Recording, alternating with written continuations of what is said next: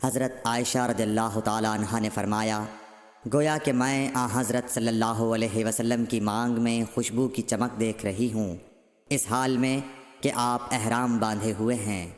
صحیح بخاری حدیث نمبر 271۔ ام المومنین حضرت عائشہ صدیقہ رضی اللہ عنہا نے فرمایا کہ رسول کریم صلی اللہ علیہ وسلم جنابت کا غسل کرتے تو پہلے اپنے ہاتھوں کو دھوتے اور نماز کی طرح وضو کرتے، پھر اپنے ہاتھوں سے اپنے بالوں کا خلال کرتے، اور جب یقین کر لیتے کہ جسم تر ہو گیا ہے تو 3 مرتبہ اس پر پانی بہاتے، پھر تمام بدن کا غسل کرتے۔ صحیح بخاری حدیث نمبر 272۔ حضرت عائشہ رضی اللہ تعالی عنہا نے فرمایا کہ میں اور رسول کریم صلی اللہ علیہ وسلم ایک برتن میں غسل کرتے تھے، ہم دونوں اس سے چلو بھر بھر کر پانی لیتے تھے۔ صحیح بخاری حدیث نمبر 273۔ ام المومنین حضرت میمونہ رضی اللہ عنہا نے فرمایا کہ رسول اللہ صلی اللہ علیہ وسلم نے غسل جنابت کے لیے پانی رکھا، پھر آپ نے پہلے 2 یا 3 مرتبہ اپنے دائیں ہاتھ سے بائیں ہاتھ پر پانی ڈالا، پھر شرمگاہ دھوئی، پھر ہاتھ کو زمین پر یا دیوار پر 2 یا 3 بار رگڑا، پھر کلی کی اور ناک میں ڈالا اور اپنے چہرے اور بازوؤں کو دھویا، پھر سر پر پانی بہایا اور سارے بدن کا غسل کیا، پھر اپنی جگہ سے سرک کر پاؤں دھوئے۔ حضرت میمونہ رضی اللہ عنہا نے فرمایا کہ میں ایک کپڑا لائی تو آپ نے اسے نہیں لیا اور ہاتھوں ہی سے پانی جھاڑنے لگے۔ صحیح بخاری حدیث نمبر 274۔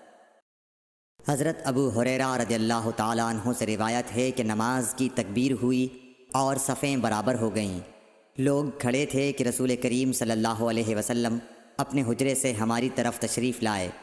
جب آپ مصلی پر کھڑے ہو چکے تو یاد آیا کہ آپ جنبی ہیں، پس آپ نے ہم سے فرمایا کہ اپنی جگہ کھڑے رہو، اور آپ واپس چلے گئے۔ پھر آپ نے غسل کیا اور واپس ہماری طرف تشریف لائے تو سر سے پانی کے قطرے ٹپک رہے تھے۔ آپ نے نماز کے لیے تکبیر کہی اور ہم نے آپ کے ساتھ نماز ادا کی۔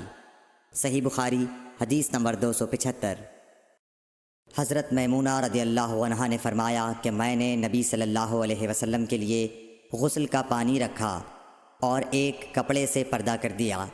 پہلے آپ نے اپنے دونوں ہاتھوں پر پانی ڈالا اور انہیں دھویا، پھر اپنے داہنے ہاتھ سے بائیں ہاتھ میں پانی لیا اور شرمگاہ دھوئی، پھر ہاتھ کو زمین پر مارا اور دھویا، پھر کلی کی اور ناک میں پانی ڈالا اور چہرے اور بازو دھوئے، پھر سر پر پانی بہایا اور سارے بدن کا غسل کیا۔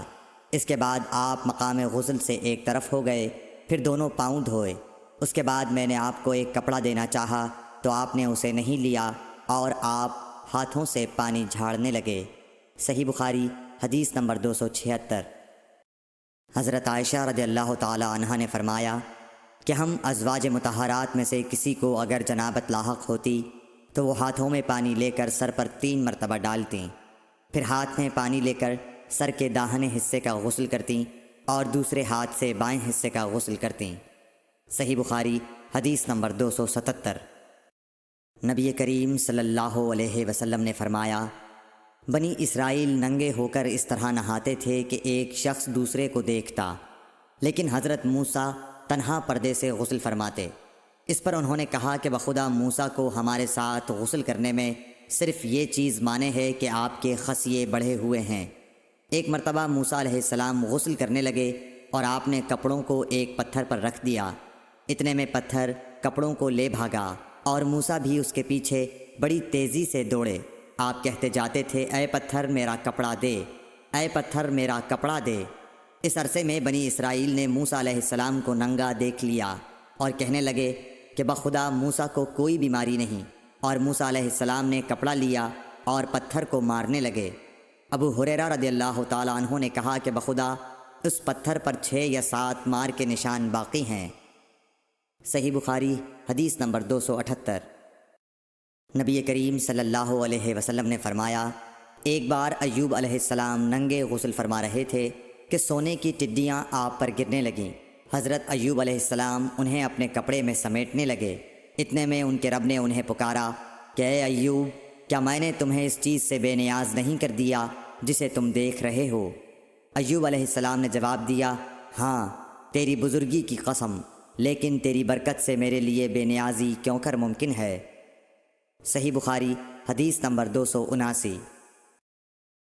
ہانی بنت ابی طالب کو یہ کہتے سنا کہ میں فتح مکہ کے دن رسول اللہ صلی اللہ علیہ وسلم کی خدمت میں حاضر ہوئی تو میں نے دیکھا کہ آپ غسل فرما رہے ہیں اور فاطمہ رضی اللہ تعالی عنہ نے پردہ کر رکھا ہے۔